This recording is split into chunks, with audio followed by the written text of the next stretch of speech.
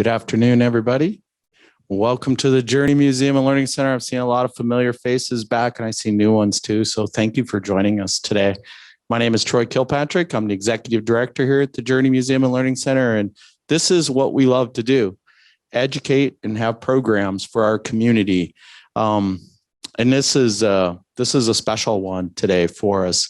Donovan Sprague has been working with us since 2014. This is his 7th year in a row presenting on June 25th, because this is the historic date.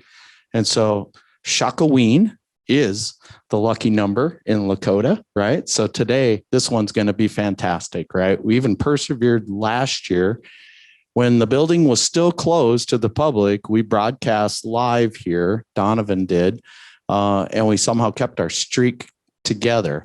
We all know the last 15 months have been something completely different than any of us have ever experienced. And so today, here's what we got. Now, we broadcast live at the same time that we have a small audience group here, or a good audience group, not small. This is a great crowd. So everybody give me a big round of applause, because I love seeing you all. And make the ones online jealous. You know, there's a good group online too. This is sponsored by the South Dakota Humanities Council. We sought out some underwriting here at the end of 2019 because, you know, things were a little scary, but we knew we wanted to keep bringing programs, because one of the things we did during the pandemic is we kept broadcasting educational programs, and we did no admission charges on those. Originally, ideas obviously behind some of you come and had soup with us and visited during turtle soups or learning forums. It was we were helping sustain the museum's mission. But part of what became our mission during all of our COVID experience was, let's be a positive voice in our community as a museum and give people something to look forward to and do what we do best, and that is provide educational programming. So I encourage all of you. I know many of you are members, and I've heard a little buzz in the room, people renewing memberships. Thank you. Your memberships, it counts so much to see people supporting us. And it tells us we're doing the right things. Okay. But all these programs are available at journeymuseum.org. You can look them up. You go to our education page, get to online education. You'll go to our adult education, and every program we did during the pandemic is there and available on demand for you guys to watch.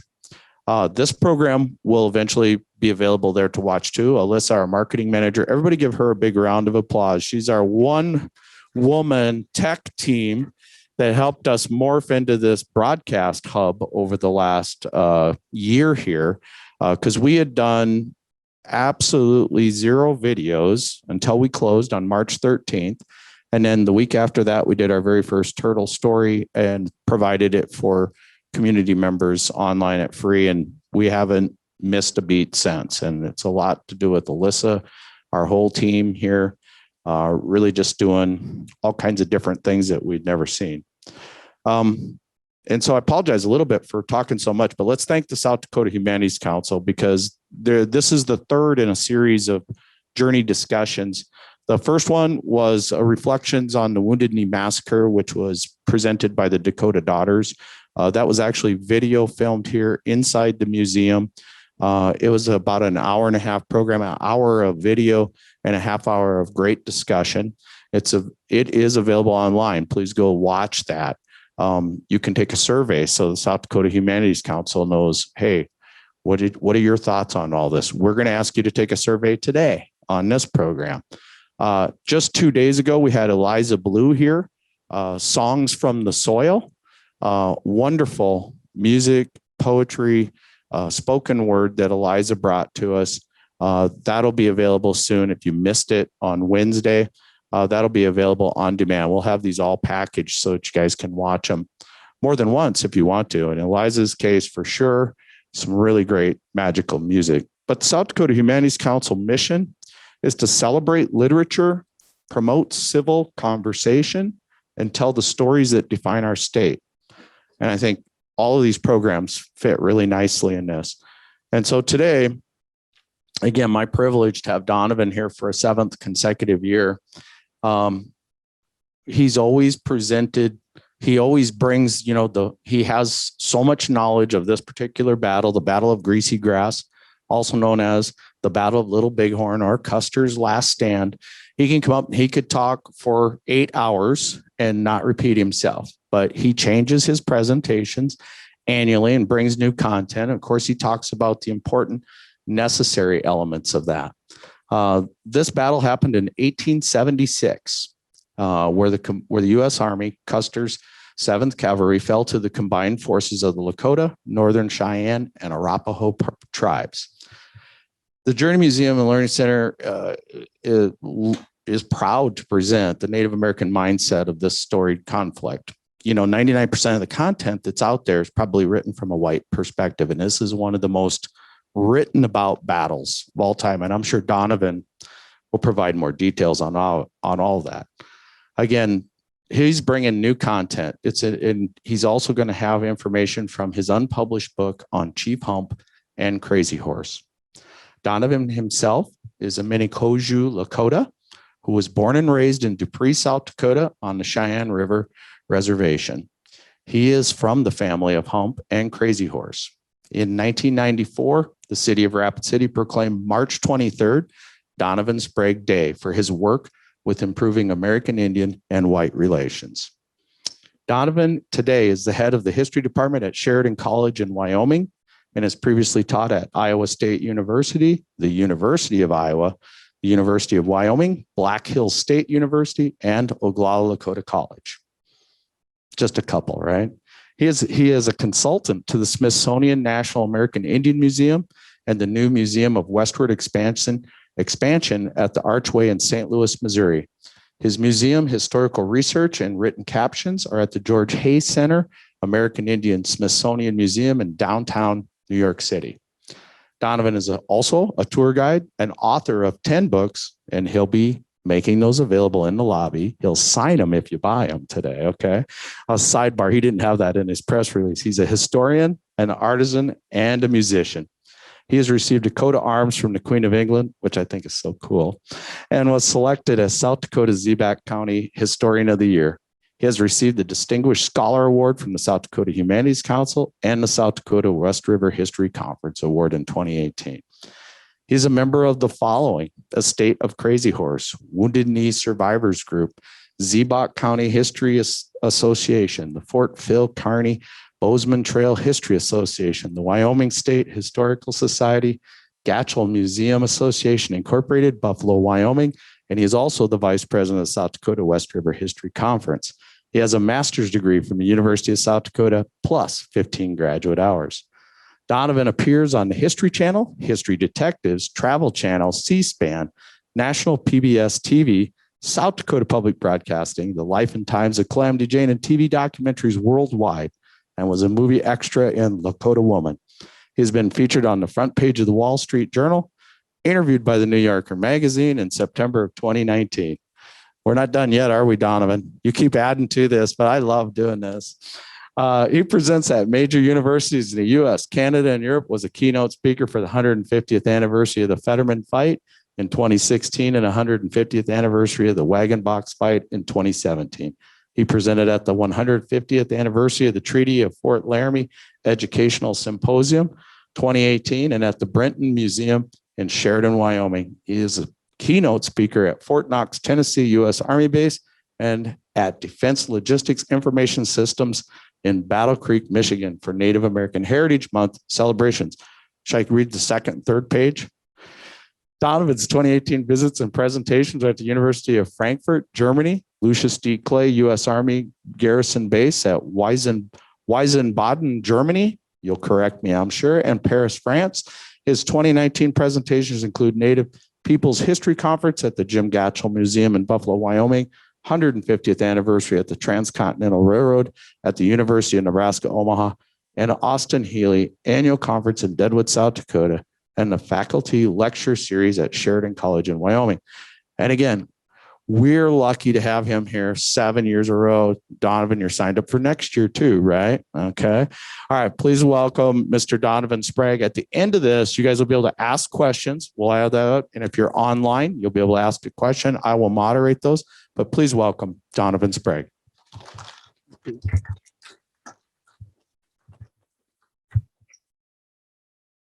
Thank you and welcome everybody to the Journey Museum. And I want to thank all the sponsors who made this possible. And also I want to acknowledge all the people who suffered with virus in the past year, and things were so, terrible. And it's wonderful to be out and about again in somewhat of a normal setting. So I want to split this up. I want to do something really kind of quick and brief at the start about some of the American Indian tribes as a whole and with the Lakota. And then I want to, from there, go into the battle. And then with the battle, I'm going to be talking about my family. So there are many different stories and things of other families, but I'm going to be talking about my own family, what went on there, and some of their connections or ties. So I brought the book. This is my book, Humpin' Crazy Horse: Lakota Cheyenne History from Family View.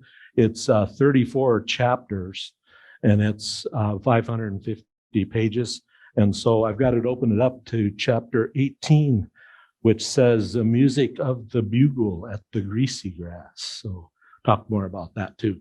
So to start off then, there's a lot of, across America as a whole and with many American Indian tribes and states and people, there's kind of some information that's put out erroneously, and that what I hear about is, I just come from Indiana. I've been working over there with schools on their tribes that are no longer there, a lot of them.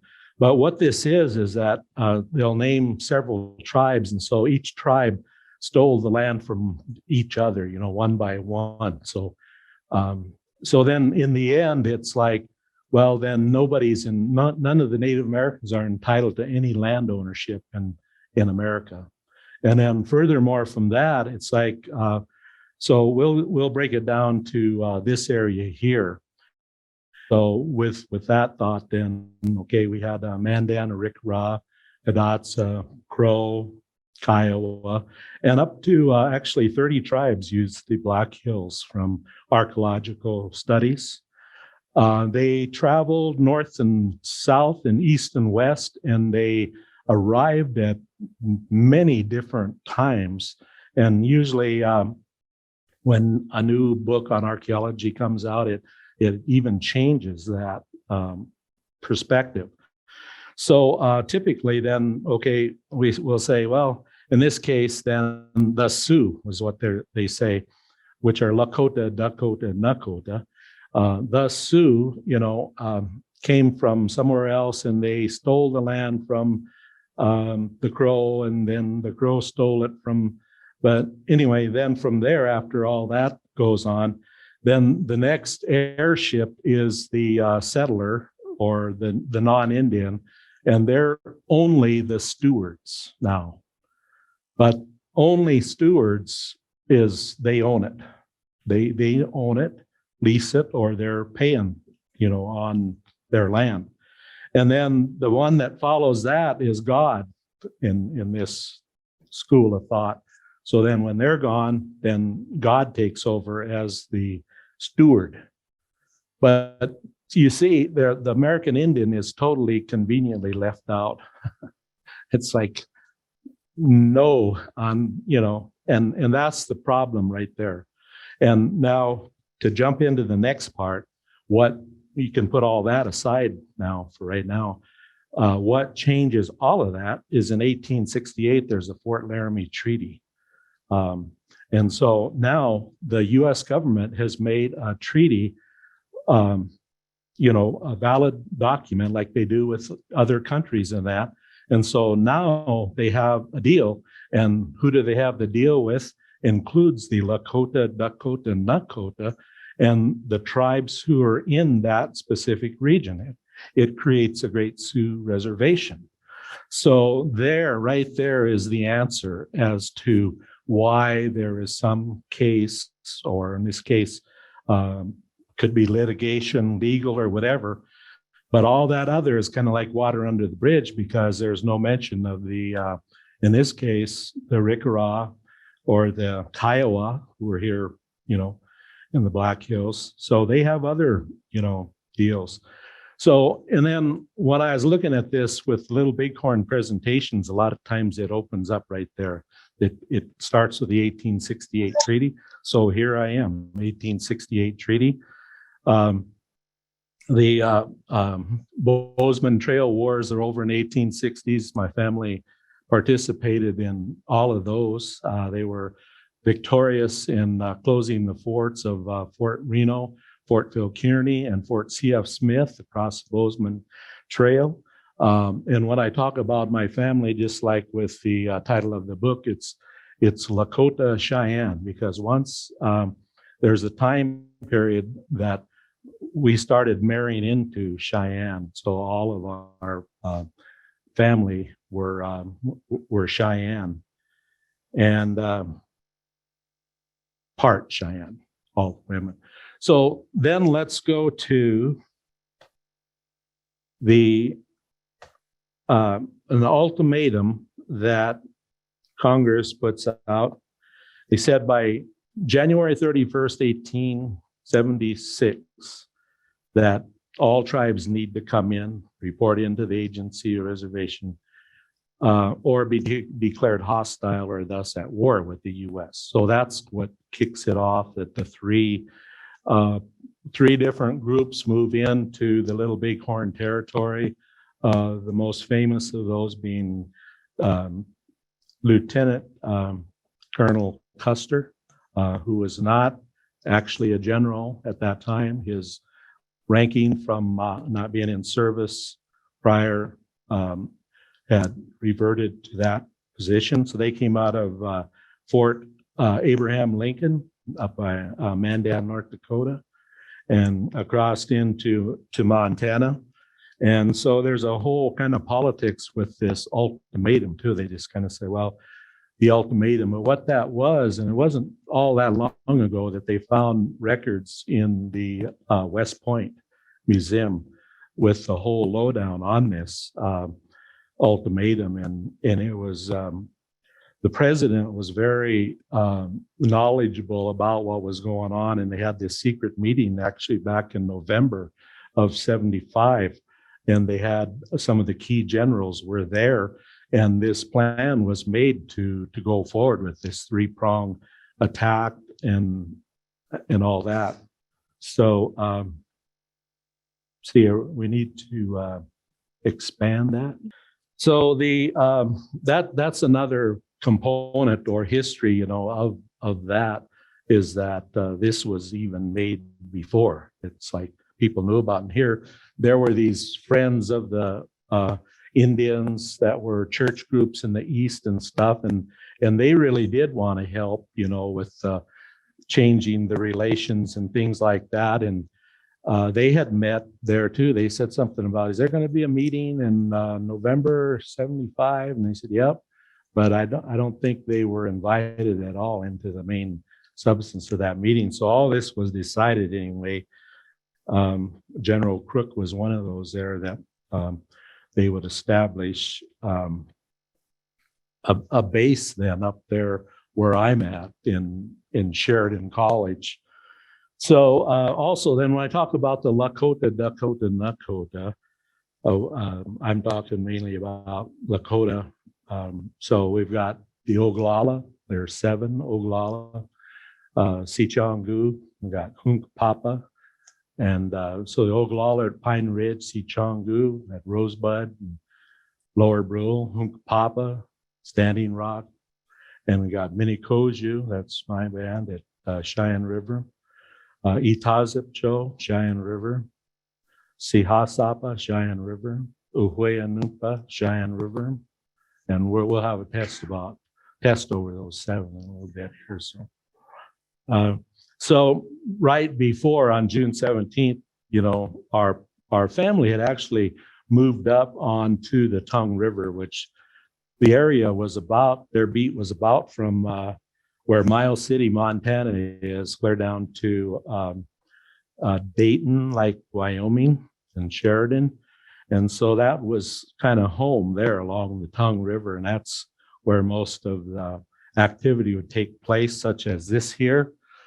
So they're out searching for Lakota and Cheyenne, and they find the people on the Rosebud here, which the Rosebud is a modern name.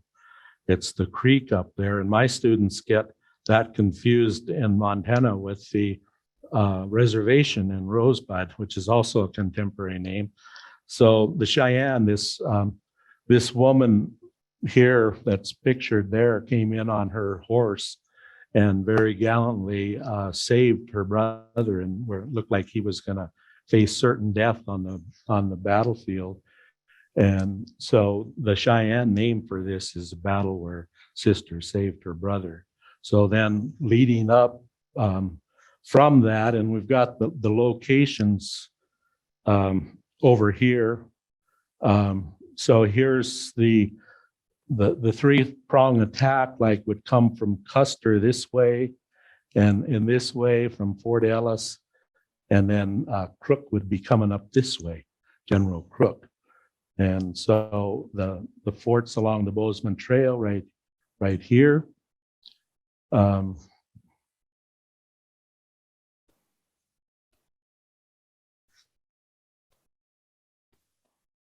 Okay, here's the three-prong attack that comes in.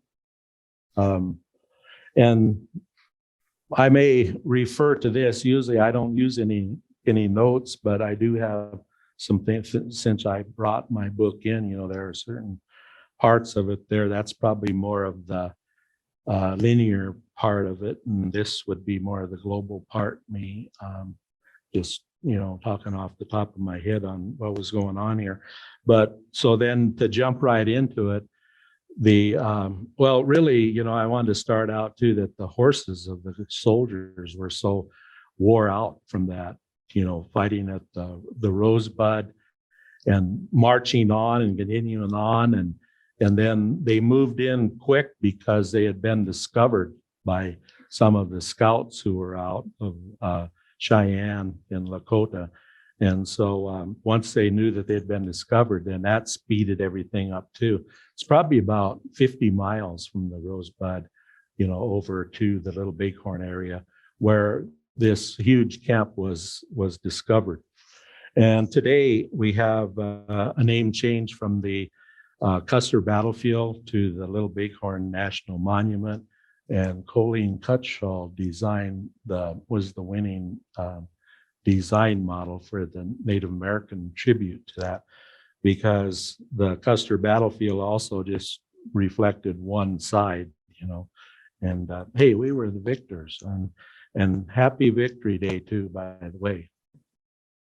Might not be jumping up and down in your seats, but everything on the reservation's closed. This is the greatest American Indian victory in the history of the United States.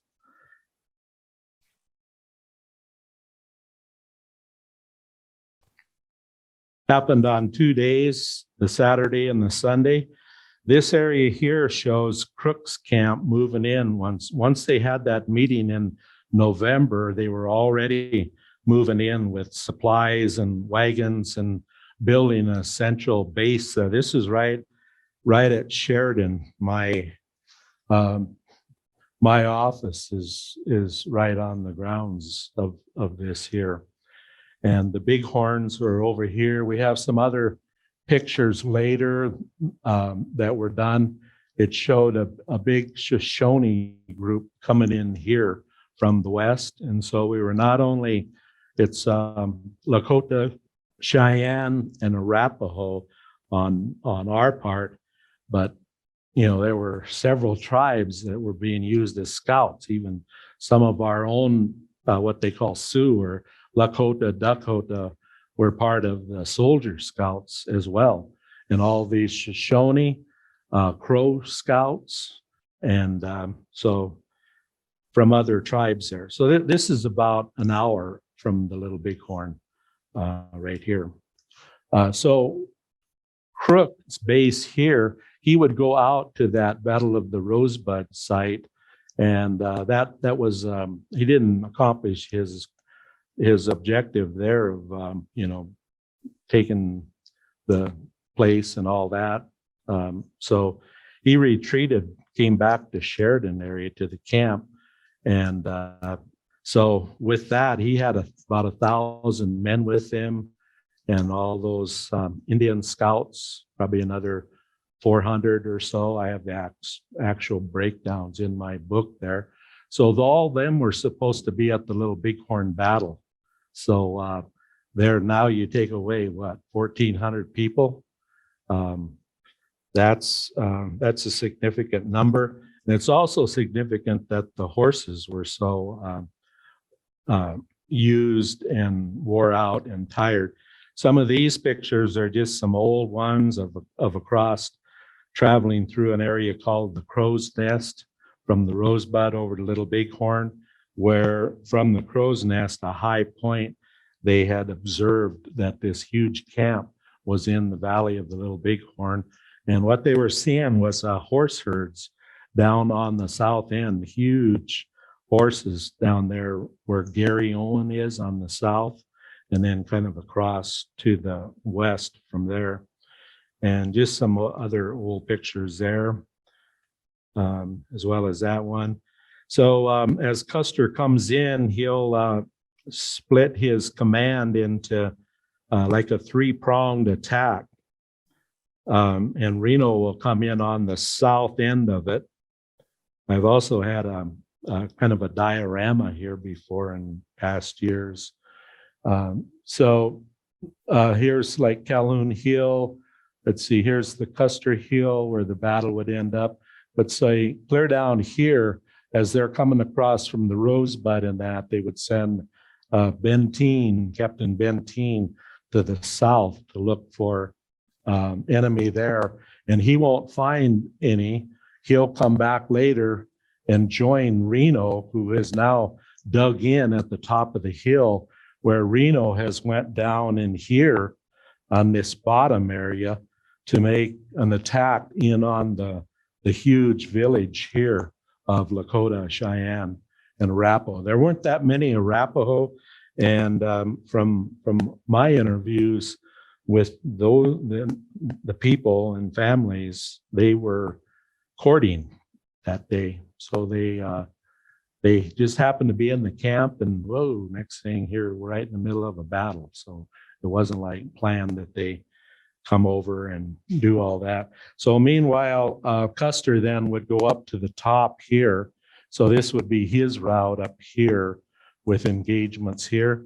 And my family was camped right along in here with Minnekoju and Cheyenne. And so some of the stories in here, I'll get to some of the personal part here, but most of the women who I name, each person, whether it's a great-great-grandmother or great-grandmother, they were digging Teamsilla. That's a prairie turnip. And a lot of them, the mothers were teaching the daughters how to braid this and how it's picked and all that. And so at one point then, with our women there, they heard the sound of the bugle. And so that's why that chapter of mine is called The Music of the Bugle at the Greasy Grass. And they screamed in terror, and they looked up and they seen soldiers coming in, and bugles were going, and they ran back to the camp here to alert. And then also there's different stories from each of those. Like one of my family members, the mother and the daughter both got on a horse and was riding double because the other horse had got away. And as they raced back in, they said that the ground and the dirt was, bullets were flying everywhere right around them, and neither one of them were hit. So meanwhile, there's a lot of concern about family too. You just don't take off and go into battle and fight. And it was very important to prepare yourself too as a warrior. And so a lot of the warriors were doing that. But initially over here, and this is predominantly a Hunkpapa camp down here. Hunkpapa meaning campers at the end of the circle. That would be Sitting Bull's band. But most of the maps you see where each one is here, here, here, here, here. When they came together on something like this, which they'd been here since the solstice on June 21st, and the most religious event of the year is the Sundance. And so that goes 4 days, June 21st, 22nd, 23rd, 24th. And then they were observed moving out on travois. And so that's what Custer's observing. And he sees camp is in some state of moving, and he's wanting to rush in again, you know, poor horses again, to make this attack, you know, before they get away. That was the deal. Well, they didn't get away. So okay, we get ready for the actual battle. Then this part probably lasts about 20 minutes with Reno. He's so overwhelmed here that he has to retreat back up here to the Reno Hill, dig in. Benteen will come back and join him. This will continue on into the next day on the 26th. So the battle was on a Sunday. It was a hot, about 100 degrees, hot Sunday. And when the attack came, there were lots of children swimming in the Little Bighorn River and leisure in the camp, and nobody expected that somebody might come in on such a huge camp like that. So once over here, the instructions were very kind of linear part. Okay, every fourth man will hold the other horses and of the four. And so then the next thing, we're always going for the horses in any kind of warfare. That's a prize. And they start stampeding those horses that the horse holders were holding, like 4 of them.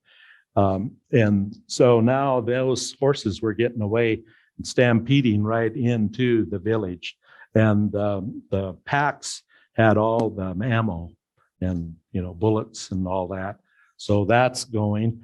And back up here, to back up a little bit, as Custer went on, he waved his hat, you know, and he had told them that he would, you know, support them. And it was kind of, you know, general, some of the orders that they have, and there was leeway for them to do different things at different points. So then over here, the Crazy Horse and Hump appeared down here, were seen. So in addition to the oral stories and history, that they got in on the very end of the Reno fight. They were just getting over, and some of them were telling there's a bigger action fight that's going to be to the north. They're all pointing this way because they know Custer's going this way.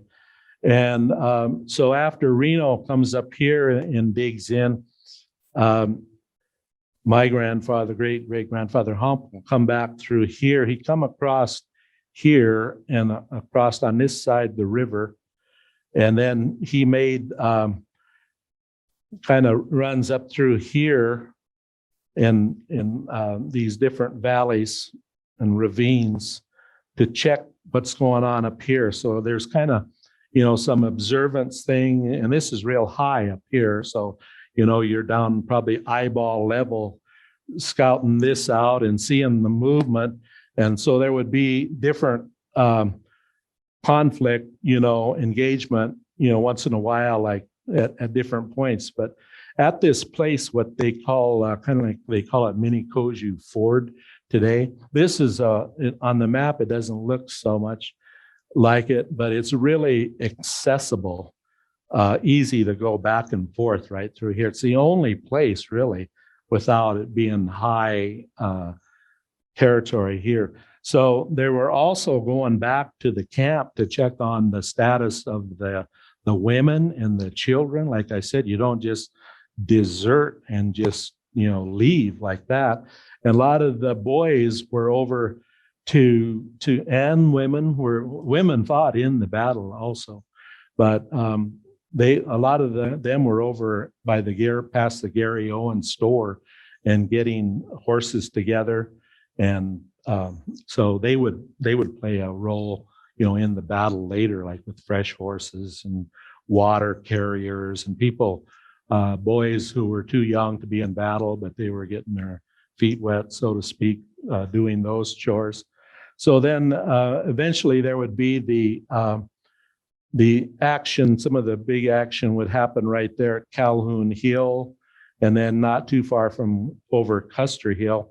But my great grandfather Hump, his main fighting area was up here on Calhoun Hill and fought there. And once they took that and split that, Crazy Horse and Hump split that, the soldiers up there on the top. And so Lame White Man was another great Cheyenne leader who was a part of that role. And I'll show you some more pictures of all this, but my grandfather was riding up to the top of this, and after that split had happened, a soldier shot him in the knee. He was, say, like you're riding your horse, your knees are kind of bent, and the bullet went into his knee and traveled up kind of the outer part of his leg and exited out his hip. And the horse jumped in the air and fell over on him. And right then, Crazy Horse and others, including his brother, Hump's brother, Little Crow, formed a corridor around Hump there to get him back, and they brought another horse in for him, and then he would eventually get mounted back up. And so with all of that, the only part, say, in addition to maybe the valuable personal stories of family and that, which is very valuable, but I think for the, maybe I'll call it the non-Indian author who researches everything, at 1:15 this happened, at 1:20 this happened, at 1, okay. So the part that I could contribute there that would make that even more precise would be right during these events at Calhoun Hill. So what was happening right then that I can contribute to the whole story of the events here would be that Lame White Man, well, long story short, Little Crow, Hump's brother, accidentally killed the famous chief Lame White Man. And I've talked to family there, and but he had came out of his lodge, Lame White Man, and some said that he had a soldier's coat on, and he came out, and anyway, he was mistaken for a crow scout, and Little Crow accidentally killed him. And so that was then about the time that they're bringing Hump, the horse, and then little Lame White Man's marker was put up here. But after this was over here, the rout that took place, now there was some heavy duty fighting there, and that Calhoun was one tough soldier and a marksman, and they did a lot of damage to the warriors themselves. But then ultimately, about from here, about the rest of the story of that is more just a lot of them were running dismounted. A lot of the soldiers had lost the horses, and many had died. And there's, so today, if you go up there, and we might see it on some of these slides, but the actual cemetery markers, aren't in the exact places. Some are proximate and some are not even that close. But there is just a whole bunch of markers from this point to Last Stand Hill. And this is where they're going to the very top up here. So let's see what else we got on here. This is the Little Bighorn River. This is down, this would be about where Custer would be waving his hat as they're going along here. Down in here would be the Reno attack down in there. Reno will have to flee across this river, which was very difficult. I got some really good stories in my book about that. One of them, this Varnum guy, soldier, you might have heard this story, but he had this really good horse he liked, but the horse wouldn't jump. So he, he's on a run out of there with warriors right on his trail. And so here's a huge Little Bighorn ford, and he thinks he's doomed right there because the horse won't jump. They're running full speed towards that. And they got up there, and the horse just kept running, and Varnum said that the horse just quivered and shook and gave this huge leap. And it was like they were just sailing, gliding, and they crossed. He made it out of there. He said the horse never jumped again after that. Pretty riled up. So this is my great-great-grandfather here, Hump. This was taken 3 years after the battle by the photographer L.A. Huffman in Miles City. So with this 1868 treaty, 2 Cheyenne wives, I'm from her name is Pretty Voice Woman, they're sisters.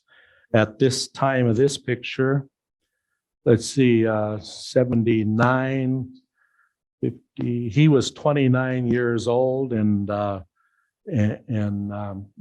sisters are 18 and 19, so about 10 years younger. Dull Knife, they're from this family here of the Cheyenne. You know that guy? Sitting Bull, yep. And Sitting Bull was more medicine man. In the early days, you know, they say, oh, he was the leader of the battle, and the Crows even seen him. They said, well, he was running with the women when we seen him. You know, how brave is that? But that was his role. He's a medicine man to get the women and children out to safety. And then these are some more of the drawings here. My grandfather uses this, what they call skull cracker, in the battle. And he's got a hat there with his name on it. I don't know if you can see that. This guy is from our family too over here. You can't see him, but he was known for his height. It's kind of debatable whether he was there, although some of our family says he was there.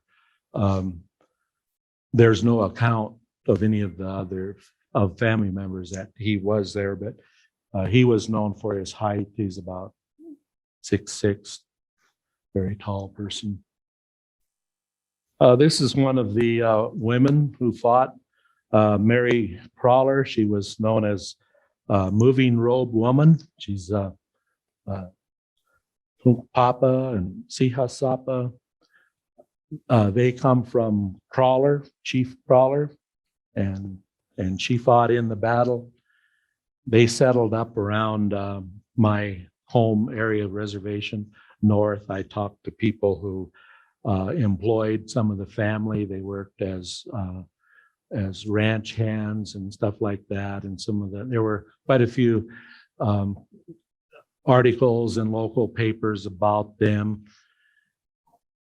This is Horace Comanche, ended up at Fort Meade, survived. And then some of the other scouts. Custer, this guy had a lot of sideburns, but Wooden Leg, in his autobiography, Wooden Leg was a great warrior there, Cheyenne warrior. He said that day he got the most unusual scalp that he ever got on his belt. Here it was this guy's sideburns is what he got. This is the message then, the last message to Benteen. Come on, big village, be quick. Bring packs. P.S. Bring packs. So there was double emphasis on the bring packs because they had the ammo. So we'll go through some of the other things here. This is the guidon here. And some of the guidons were unfurled. So this all fits into what I'm going to talk about in a little bit here. Some of the weaponry that's used, of course, by this time, warriors had repeating weapons. You know, that's looks like a yellow boy, 1876 Winchester. But the most effective weapon was the bow and arrow itself. Some sharps, and they would just rain those in, say like on the last stand hill. This shows some of the major participants, leaders in the battle. Hump and Crazy Horse are listed here. This is what the battlefield presents up there. So if you wanted some specific information on numbers, today, visit that website because the tribes have agreed to basically to what those numbers, and it's accurate, pretty accurate, and well done. These are the Crow scouts over here. This is a postcard here. This is the Little Bighorn Valley, kind of looking down from the last stand hill. This is one of the anniversaries I was speaking at a long time ago. There's the last stand hill up there. And as you come in, people see all these markers and they say, my God, there's a lot of people killed right here. But this has a lot of other people put here. So even like down at Fetterman in 1866, though they moved all them, reinterred them up there. And so other people came in, and this cemetery grew later, and then the visitor centers over here. The Crow Indian Reservation is right adjacent, is right there. The Northern Cheyenne Reservation is just down the road. The Lakota were all like exiled, you might say. When the surrenders came, all of the reservations were settled down here. The 5 I mentioned earlier, established in South Dakota, removed them from that area. So that link and that history really suffered as far as, people told stories about it, but they weren't able to go there like every day like me and go, learn about it and walk the area. So the other part then I wanted to focus on in kind of like closing part would be then after the battle was over and that on the 26th. So they're actually, excuse me, the 25th late, they were leaving. And let's see. This is at a place called Lodge Grass, Montana. And it's south of the Little Bighorn on I-90 going south towards Sheridan. So from where the great horse herd was, are the Hump and Crazy Horse and a lot of those families, that bunch went south. A lot of others went east. And so I break that down to where each groups went, but I focus mainly on my own family.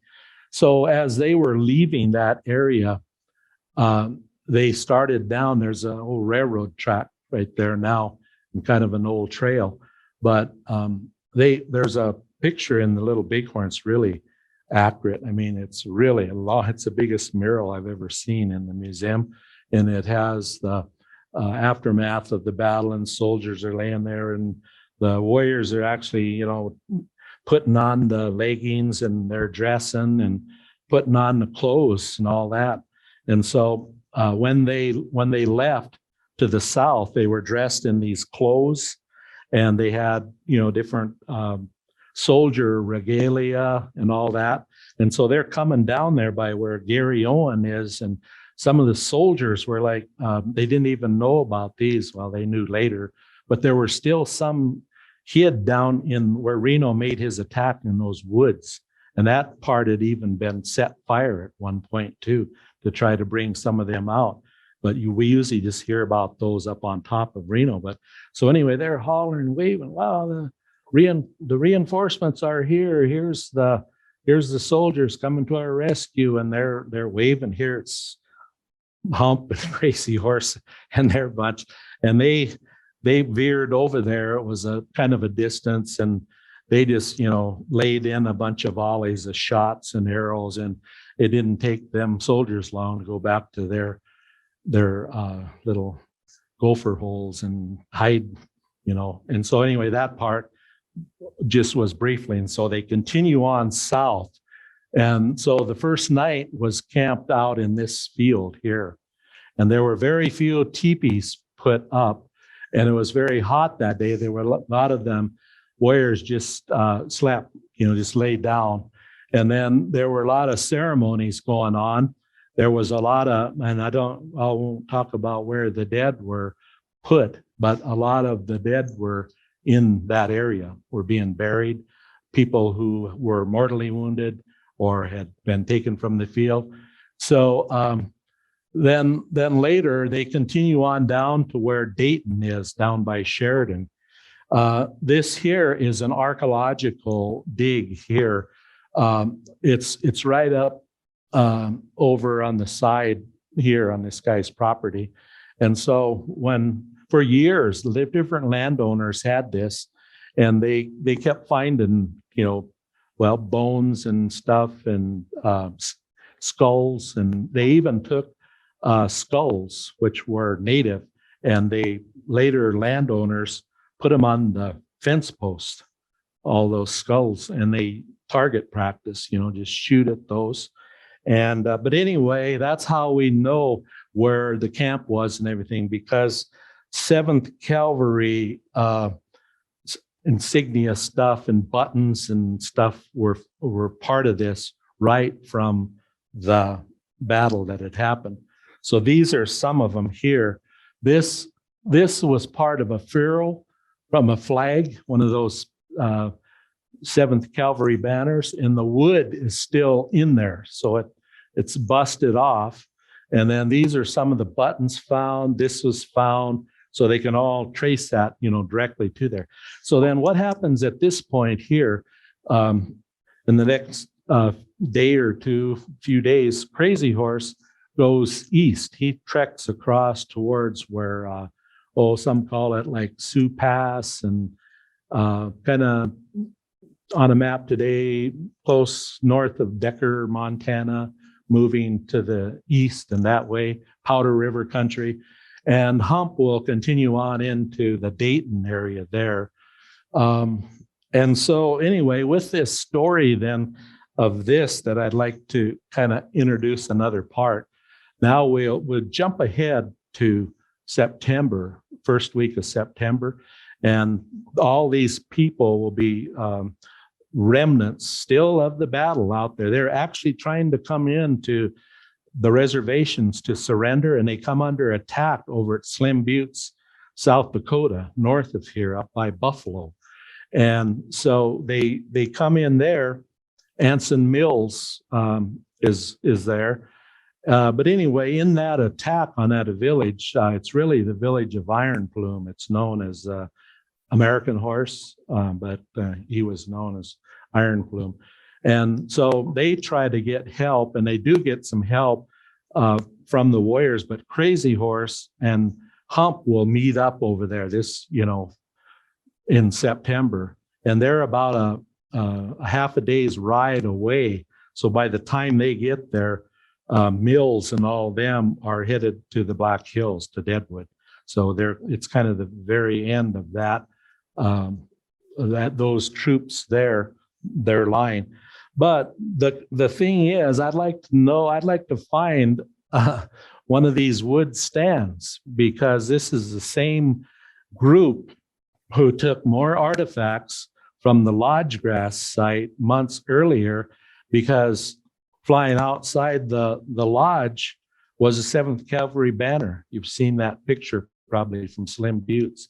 There's a famous picture of a teepee, and here's 7th Cavalry banner. And then all kinds of 7th Cavalry, like Captain Keel's gauntlet gloves, all beaded and stuff, were in that camp. And so, well, anyway, that if I could find the other piece of that, it might be out there sometime, you never know, then I could connect that, positively. But anyway, that's some of the finer things that I like to work on once in a while out in the field. And so anyway, we jumped ahead there, and I want to thank you for listening to this. My grandfather went on to live to 1908. Some of our other people, of course, Crazy Horse died the next year in 1877. They put Dull Knife into Oklahoma, where he would run away. The third one that surrendered was Touch the Cloud. They sent him to Spotted Tail Agency. They sent Crazy Horse to the Red Cloud Agency, and Hump went north to the Miles City, to the Tongue River Cantonment, surrendered there. He would have and Lame Deer from our family was killed up there, kind of a blotch. He was going to surrender, and then highly volatile situation. Anyway, he died and is buried up there in Montana. So Hump will then go back to Canada. He'll join Sitting Bull, because I never mentioned Sitting Bull took his people to Canada on that route.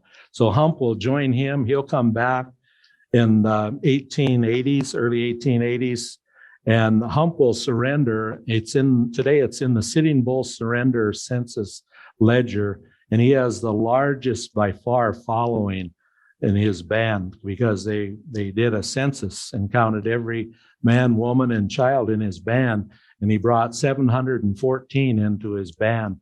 They came into Standing Rock and kind of processed them there. Were a few days, come down the river to Cheyenne River, Fort Bennett, and then over to Cherry Creek, and that's mainly where he had his main camp. Although he went on to roam the whole reservation. You weren't supposed to leave the reservation. He left. He was up visiting Sitting Bull. He was in hunting in the Slim Buttes. He was in the Stronghold in the Badlands. He became a ghost dancer.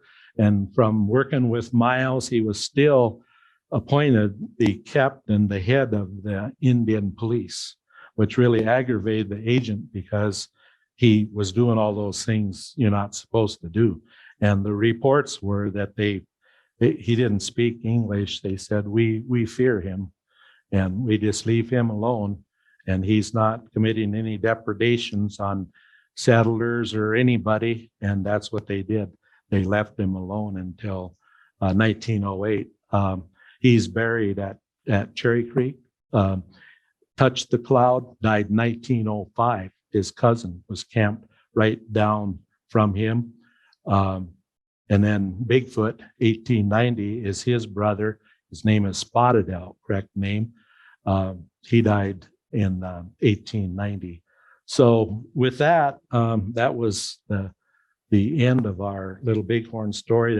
I know we're kind of pressed on time, but there was only one other person I was going to mention, was my great-great-grandfather. And that was a Benoit named Benoist.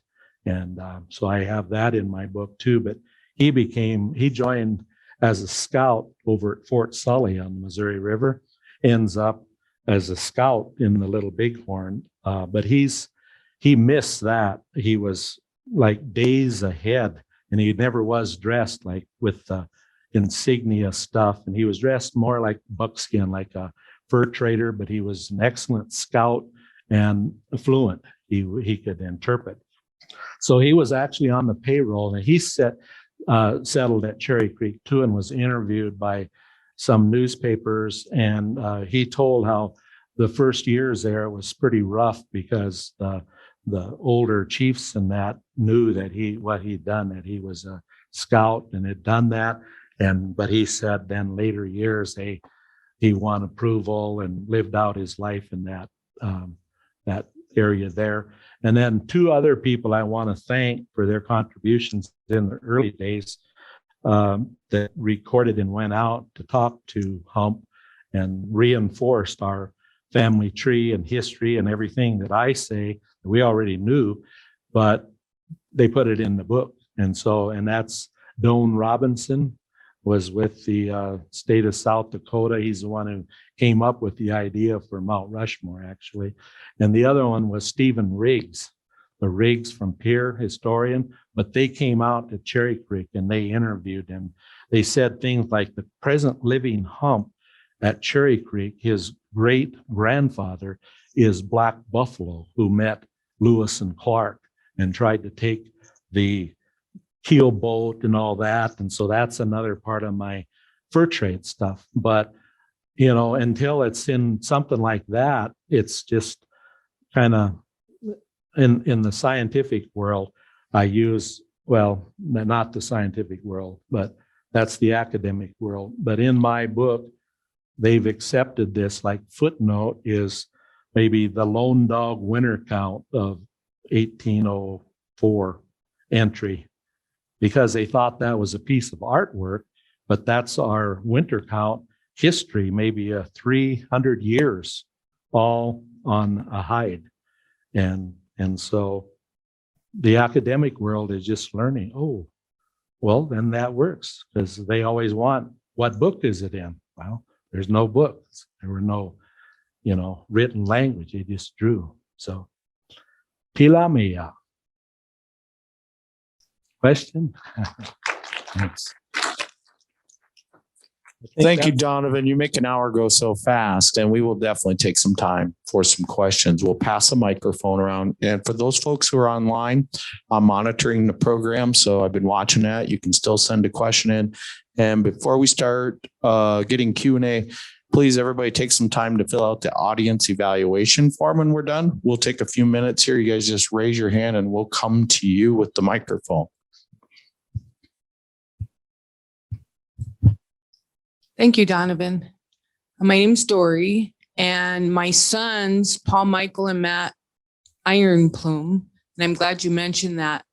They still have watches in the family that they took from the battlefield. And that is, we have them now, and that's in a book. So I think they didn't want to encourage them to take things from the soldiers, but it was a war. Yeah. And they took them anyway, and we still have them. Well, that is awesome. There were some terrible things that happened up there when they were trying to get women out of there, 2 women and children in those caves, and they just went in and blasted them. And the tribes were trying to surrender. So, okay, you're coming in to surrender 1876, and you're under attack by Mills. So it was like, hey, what do we do? Beautiful area up there, Slim Buttes. Any other questions? And then I know we're gonna go online here too. I really enjoyed the presentation, Wayne Hagman. What was the starting age or youngest age of the youngest warriors? I mean, when were they considered, ready to go in the field and fight for the Lakota and Dakota side? Probably from my experience of the people in our families, they were probably ready by about 14. And it was amazing how some of the marksmanship and the skills that they worked at with dexterity and all that. Now the first Hump is the one, you'll see him in all the books on Crazy Horse as well, was his mentor, the instructor, was his bow maker. I have one of the types of the bows, Osage Orange, traded, and I'm a bow maker myself. But it's amazing some of the hoops that they would practice with and precision, and one thing I'd like to be known for my legacy. This man had so much knowledge, and he recently passed away with around the COVID time period. But he said, now, when I was a little guy like that, I was out on his farm, and I didn't like chickens, I guess. I don't remember all this. But anyway, he said, I didn't mind that he threw rocks at my chickens, but he hit them on the head every time. He never missed. Donovan, we have a question that came in online. What tribes had scouts, and were any of these scouts killed or captured? Well, all the tribes we mentioned there had scouts. And you mean in the battle itself? Yes, I kind of read it. There were verbatim. actually Lakota, there were actually our own people were like on the other side, and Crow, we called them Kongi, and Shoshone were some of the main ones. Bannock, that large group of Shoshone that came into the Crook camp. I think there were about around 400 of them that trailed right over the mountain. And Harper's Weekly or something has a nice drawing of them arriving, coming off the mountain. And they're in the Wind River. But I know throughout my book, it's just amazing. I'm thinking, wow, all these tribes that they were, fighting Blackfeet and some of them. But then along too with, they stole, when I first opened up, they stole it from that tribe. They fought that tribe, they stole it from them. It wasn't all fighting, because Hump had 2 Cheyenne wives. He had a Crow wife. And so they had kids. So I just listened to a book on tape, things by Bill O'Reilly, called Killing Crazy Horse. How accurate is that, if you had a chance to read or listen to the book? Because it talks about a lot of the stuff you spoke of, to include hundreds of years ago, past that. Killing Crazy Horse? Yeah, I know that's on my shelf. Some of these I might have even reviewed. I don't, I would say it's, from what I remember, it's above average book. I really like the work of Greg Michno from Michigan, Lakota Noon, and some of those guys. I've actually been over to the anniversary at Monroe, Michigan. They have a week, Custer Week, where they celebrate the life of Custer. So I was over there as a keynote speaker one year. You wanted to hear the native side of it, and I was wondering what was going to happen to me over there. But I came out of it, and now with that artifact story, that's awesome. The day I left, and I've had this bow here to show. It's currently in the Timberlake and Area Museum, where I have it on loan. But the Custer family, remnants of the Custer family still in Monroe, brought that from the farm the last day, and they said, "Here, we want this bow to go to you. You take it." And we don't. All we know is that the widows brought it back from Fort Abraham Lincoln back to Monroe. We don't know whose it is. If you would put it somewhere where your people can see it. So Timberlake kind of straddles the Cheyenne River and Standing Rock reservations, and some good caretakers there. So that's, you want to see that. And had the privilege of seeing a lot of things myself, the Smithsonian, and some things I can't even talk about. Or so have to almost have a ceremony before you go into that stuff. Donovan, had someone ask again for you to recommunicate your relationship to Hump, and is questioning about Hump 2, Hump 1, and I turn that back over to you to kind of give that detail better. Okay. The Hump 2, who we've been talking about, was at the Battle of Little Bighorn. That picture I showed you is in the Little Bighorn Museum. He's my great grandfather, and I pointed that out. That's in the non-Indian way, so it's not like a Indian way, or it could be your cousin or something. I mean, extended family, you know. So anyway, the Humps, then that's a family name that's handed down. And correctly, I would have introduced myself as Chinkahu Kantia is the name I received for keeping all the history and records and photos on the Hump family. And that translates to high backbone. The photo like shows buffalo hump. There attempts to translate and that sort of thing. But his father is, we'll call him Hump One, was the mentor, sometimes called mentor, instructor of Crazy Horse. So they'll have the first one fighting at the Little Bighorn. You'll see that. But he died in 1870, the father. It was in all the winter counts across the nation. And so it was his son up there, you know. And sometimes they have the same person, different names. They may have high backbone riding right alongside Hump. Confused with the name. So that's one part of my book too, is like I lay out like Hump One, Hump Two. And then by the time 1870 that the first hump is gone, then they know who I'm talking about. So Donovan, another question online. Your view of Custer as a man and a soldier. Yeah, and with that relationship too, I wanted to say that then with Crazy Horse, we're on the mother's side of Crazy Horse. The first Hump's sister was Rattling Blanket Woman, the biologic mother of Crazy Horse, who died when he was very young. So there were other stepmothers later, and so people all claim relationship to him that way too. So I just wanted to, since we didn't talk about that side. Could you repeat that? Your view of him as both a man and a soldier. Oh, I think Custer was very brave. I think he, the warriors that I knew or was read about and told, they said that he fought very bravely. And that's what I said at Monroe also, you know.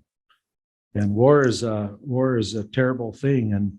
And with all of this, the thing that I want to, you know, acknowledge all veterans too, warriors and veterans and men and women, because 50% of American Indians are veterans of U.S. wars. And there isn't any ethnic group in the United States that comes anywhere close to that figure. So now it's like, okay, well, he talked about they beat us up here, they beat us up here. And that kind of balances things out and says a lot. And they like to achieve the special services too, especially Marines and Green Beret and SEALs and excel in those. So yeah, you know, there were a lot of factors. You know, Custer had his orders, and but I even done that on some of my tests. I'll just put something totally unrelated to Custer, but I'll say now this person should be blamed for what happened at Slim Buttes. We'll say, and if you put Custer in there, they'll choose it. They wanna bash him, you know. And I'll say, nope, he was long gone by then.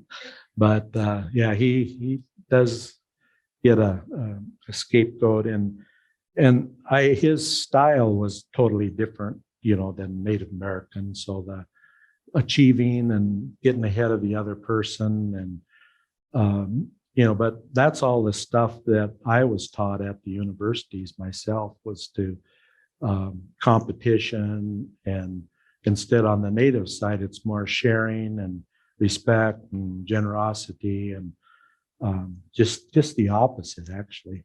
And on those value sheets that are like American Indian on this side and non-Indian Euro-like values, they're opposites. Every one of them is opposites. And so for a person, the bottom in big letters, it says, dealing with this conflict, this creates stress, anxiety, frustration, because you're living in two worlds. But my feeling was always that to know my own history and where I come from and my family tree and stuff like that, that it strengthens your bravery, generosity, respect, wisdom. And it's like, you can't be pulled down. It gives you strength, and you know where you come from, you know where you're going. And, I talk quite a bit about that to some of our large population of natives, unfortunately, in like the South Dakota Penitentiary and like that. And that's the thing I seen was not there with them. It's like, I don't know, family, or you're connected to that family. What? And this is what you guys did. Oh, okay. And then I was like a magnet afterwards, and they're all coming there wanting the information. And then I'll just, it's a little bit longer story, but I'll just finish this out. Next year, they wanted me back. And so the counselor said, "I want you back." And I said, "Okay, what do we talk about this year?" Same thing, Donovan. They lost their history, their genealogy, their family, all those ties are gone. So again, it was the same thing. Here, I noticed there's a new inmate, kind of older guy. He was kind of sitting there, and scowling at me, and then got time for questions, and he said, "Yeah, but you had it pretty easy. You were your family raised you, and you had a good upbringing and education, and they handed you all this history down, and I don't want to offend anybody of my family in that. There's no intention of doing that." But then when I told him, I said, "Well, I kind of raised myself there for a while. My parents gave me away when I was young, and I raised myself, and I found out a lot of this stuff." And firemen at my hometown, they said, "Well, you and your brother said we pulled you out of that trailer house fire. Your folks are gone, and pulled you out of a window just before that whole trailer house went up. You're lucky to be here." And then he knew I was born and raised on the reservation. And I said, I learned that by going out, talking to our elders and older relatives and that. And then after I told him that, it was like, yeah, all right. Like, you're one of us now. So we'll have you back again. So again, let's all thank Donovan. There's been a whole bunch of thank yous online. This is what Journey Discussions is all about. Yes, it's a program, but it's all of us having conversation too. I know, again, Donovan will be in the lobby. I thank you all for being here at the Journey today. Somehow, some way, the journey continues.